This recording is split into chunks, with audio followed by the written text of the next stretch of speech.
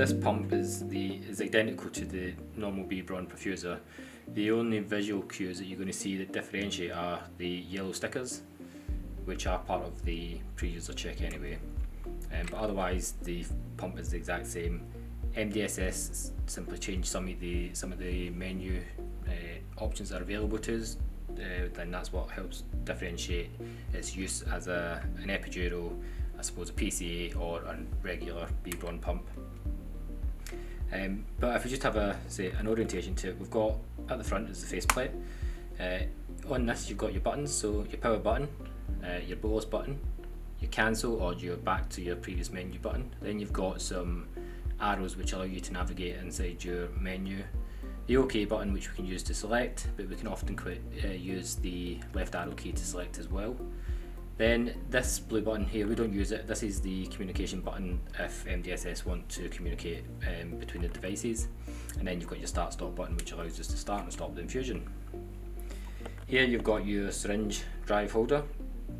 We can show you this in a minute when we open the actual drive head itself, but that moving on nicely, the drive head. We do have an emergency release inside here, which I'll just show you if I take that cover off, and just depressing this little button with a pen or something will activate the emergency release should a syringe get stuck when the pump malfunctions. On the back of the pump specifically, we've got charging ports and communication ports. Battery cover, which we release by pressing this little green tab. Here's your battery. We've got a little T connector which allows it to stay in place, and then we can see inside as well. We'll have a look at that a bit closer when we do the pre-user check. Underneath on the pump, we've got a few Bbraun stickers. We've also got, it's quite difficult to see on here, but we've got these little rubber feet, which there are 4 of, and we have to make sure that they're all intact. They can become fodged should they go missing.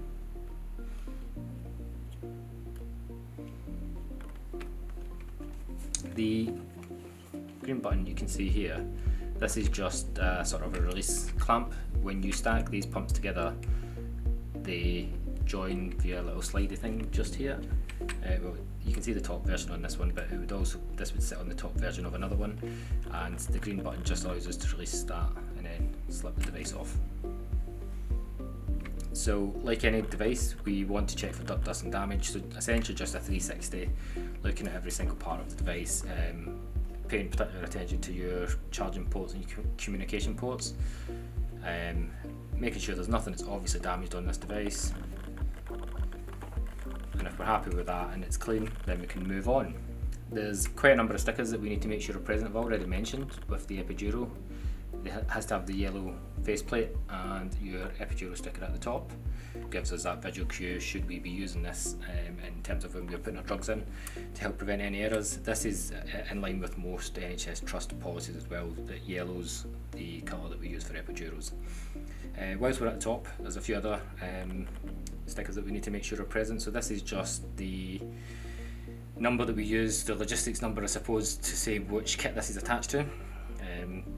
We'll then get the TMW asset number, which we use when we are putting this in for any MDSS servicing. It's also used on James so that we can locate the piece of kit if it's been moved from one place to another. And then you've got your MDSS sticker itself. We're just making sure that this is actually in date, so we've got the date that the pump was serviced and then date of its next service is due. So if you find that this is out of date, then we'd have to send this back into the MDSS to have it reserviced. These particular pumps, they services every 2 years now. Previously used to be 1 year, but they've moved that to 2 years. Just another sticker on the back, whilst we're on stickers, is the MOD modification sticker. Should always be there whether there's a modification or not. You can see on this one potentially that there's a scratch out on number 1. This just signifies that this has been changed from the standard sort of the way the manufacturers sold this device, and it relates in particular to our NVG sticker. Again, going to be pretty difficult to see on this video, but when you've got the pump in hand you'll be able to feel the difference as it sticks out. A few other stickers at the bottom. We've got the Bbraun stickers themselves. Nothing so much about this one, but this Bbraun sticker just sort of indicates that this has not been tampered with. MDSS replace these if they do have to go inside the pump. There may be occasions where they've not replaced it if they're, for example, they're running out, but just if you find that sticker's missing or broken, the seal's broken on it, you can speak to MDSS and they'll give you further advice on that. I've already taken it off when I was doing the orientation, but this is just your drive head cover, and obviously underneath that you're just having a look to make sure that you've got your emergency release button, and you're just making sure that there's no damage to that, because if you need to get a syringe out, then any damage to that might prevent you from doing that. Again, said we'd come back to it.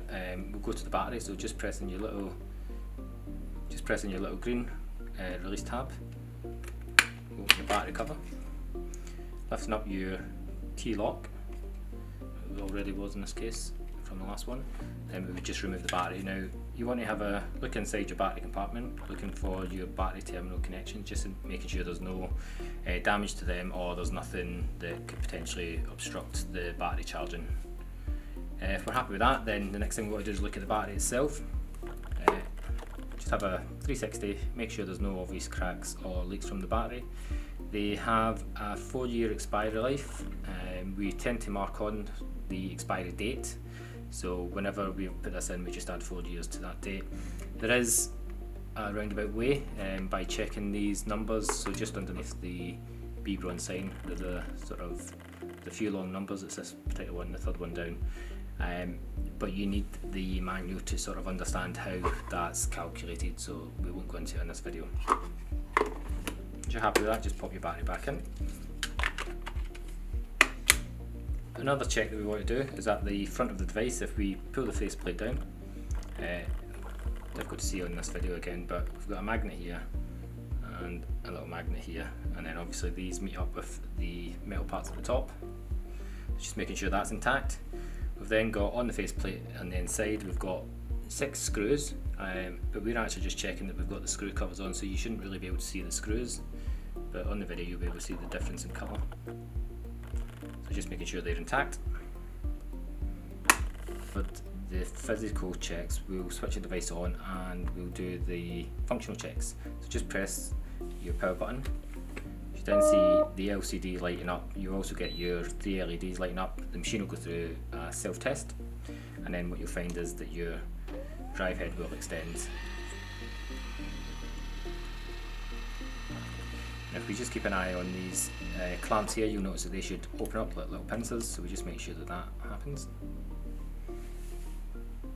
So now that the drive head's extended, one of the physical checks we want to do is to see that the syringe holder actually rotates 90 degrees. So the best way to do is just pull it towards us and twist it 90 degrees. You'll also notice that it's asking you to insert the syringe. But for the pre-user check, we're not interested in that. We're just checking the function of the rotating syringe holder. So place it back to its 90-degree position. And then what we want to do now, if you see on the screen, it's asking us to press C to enter parameters, so we'll do that. It's asking us if we want to use the drug library, so use the up arrow key to select yes. And then you'll notice that there's a number of different drugs that are already pre-programmed on this. So you just want to confirm that the correct ones are here. So we need bupivacaine, 0.125%. We then need bupivacaine and fentanyl. Levobupivacaine, 0.125%, and then ropivacaine, 0.2%, which you'll have to scroll down to see.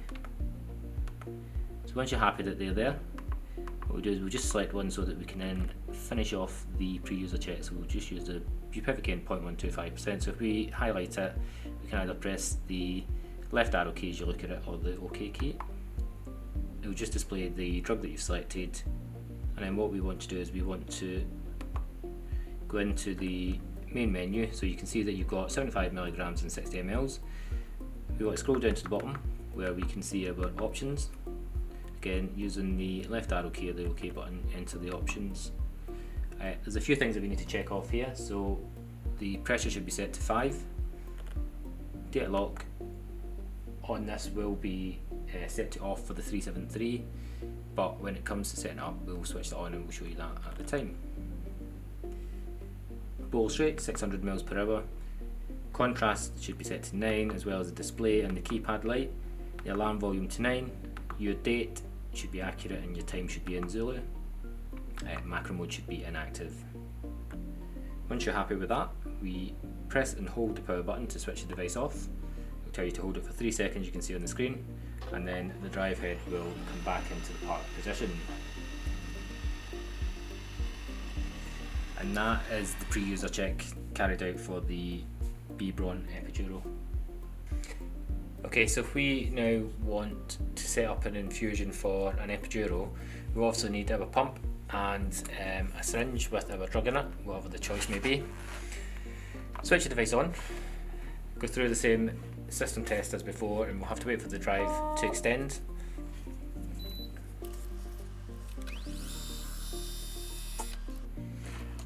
So once we've done that, we've prepped our syringe, so we'll use a 60ml Omnifix syringe here.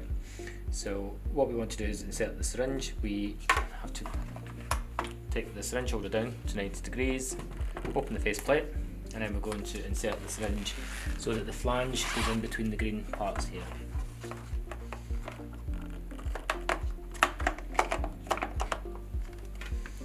Pop your syringe holder back up and then your faceplate up. Next thing it's going to ask is for you to select the correct syringe, so we'll go for the Bbraun Omnifix. And you notice that the drive head comes in and then clamps onto the syringe. At this point it's going to ask us to use our drug library, which we'll click yes. And again, for the purpose of this video, we'll just select the bupivacaine 0.125%. Once we're happy with that, we'll click OK. So this has already got the preset values for the concentration, so we'll use the arrow keys to go to the rate. Again, for the purpose of this, we'll just put it up to 5. Press OK, and then the volume to be infused is 60 mils. So use the arrow keys to navigate, press 60 and then press OK. Once we've got our parameters in, we obviously want to start this, connect up to the patient and then start it, but we need to make sure that the data lock has been set on this. So we go into the options, select your data lock, and it goes to level 2 data lock. Press OK. The data lock for this is 1, 2, 3, 4. So once you've inserted that, it tells you that your data lock is active. This will prevent any tampering with the machine. Once you're happy with that, we can go ahead and start. So if we press the cancel to get back to the main menu, we can then press start and our infusion will start. You can see on the screen that we've got a little key that just indicates that we've got our data lock on. So if I try to increase the rate, you can see that it's asking me to insert the data lock. A few things to note on the active screen: you've got the battery capacity remaining, you've then got your pressure indicator. So here we've got 5 bars because I've set the pressure limit to 5, and you can see that we're meeting 1 bar, so there's only 1 bar of pressure. Next is your therapy profile. The arrow next to that, which is static, is to indicate that we've got a volume to be infused active. The moving arrows are indicating that the pump is running. Below that, we've got a rate. Already mentioned, we've got the key to say that we've got a data lock on. We've then got a drug name, in this case it's bupivacaine, and then you can see that we've got the volume that we've infused so far. We can also scroll through this menu and it gives us a few other different things. So if we press it down, you notice it's now moves to time, the name of the drug, the concentration, how long is left on your syringe, and how much volume is remaining, the time remaining, etc. So with these pumps, there's 3 different ways that we can give boluses. So we can give manual boluses, preset boluses, or a calculated bolus. To do it in this pump, obviously we've got the data lock on, so if we try and do that, it's going to ask us to insert the code, so we'll do that now. And what we'll do is we will give a 5 ml bolus. So if we select bolus, change it to 5, you can see on the pump it's telling you to press bolus to start a bolus at 600 mils, or if we wanted to do a preset bolus. So we'll just press a bolus, and it's going to give a 5 ml bolus over 600 mils per hour.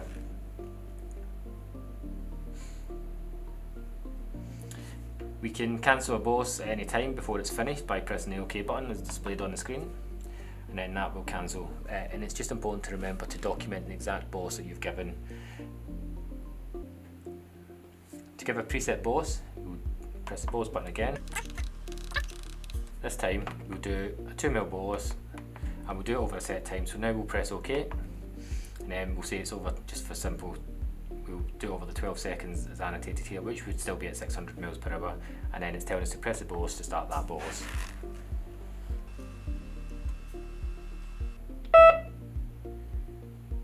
So the final way to give a bolus on this machine is to give a manual bolus. So you can see here it says press OK to give a manual bolus, so we'll press and hold the OK, and for as long as we are pressing the OK button, the machine will deliver a manual bolus.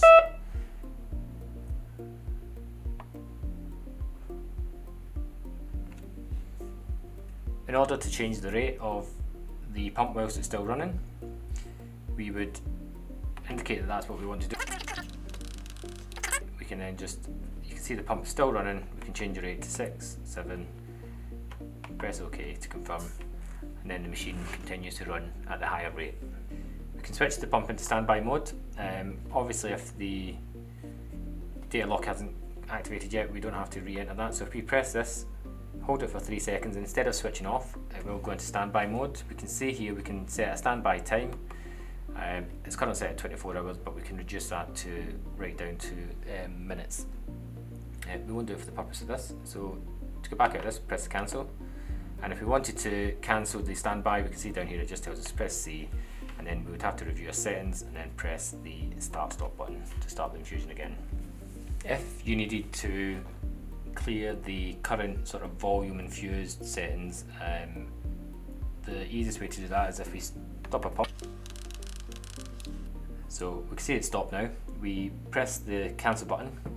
So you can see here it says to use last therapy. If we click yes, it will clear the volume but keep the same drugs that we'd already selected. Here it's just asking us if we wanted to reset that data, we would click yes, but we can see that the drug remains the same.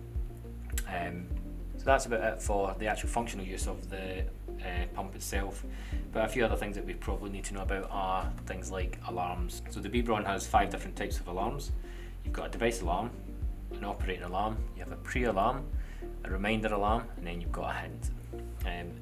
The most important thing to take away from alarms are that an operating alarm and a device alarm, which will be indicated by either just a red LED on its own, or for a device alarm, a red and an amber LED.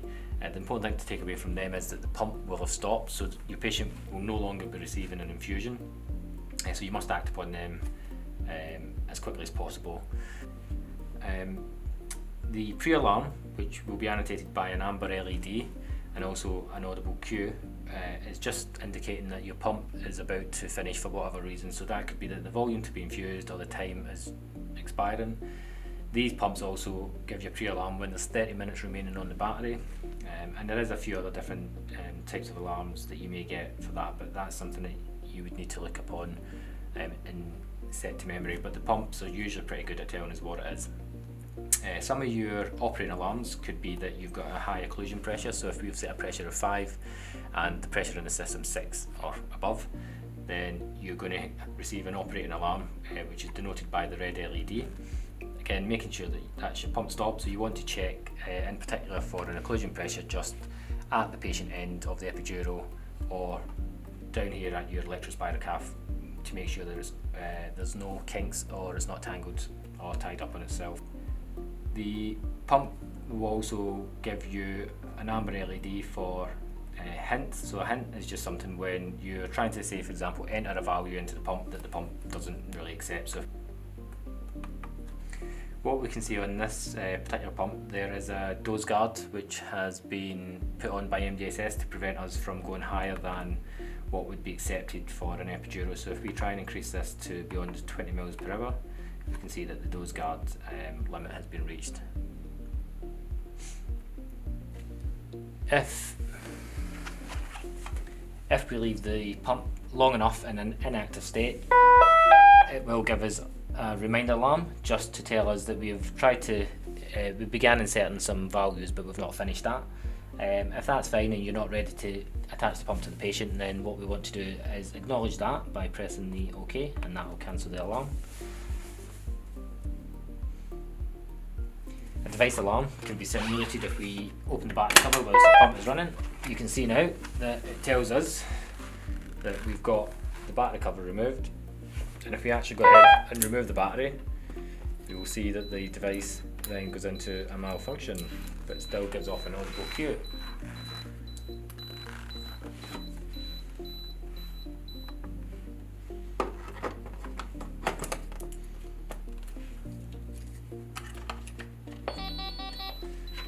So what we can see here now is the device is giving us a device alarm. You're getting your visual cue with a flashing LED, as well as the LCD telling you that you have a device alarm, telling us to hold down the power button to switch the pump off. Now obviously we've got this because I've taken the battery cover off, but if this happened otherwise, we would switch the device off and switch it back on, and if that doesn't resolve the issue, we send the pump to MDSS for service or maintenance.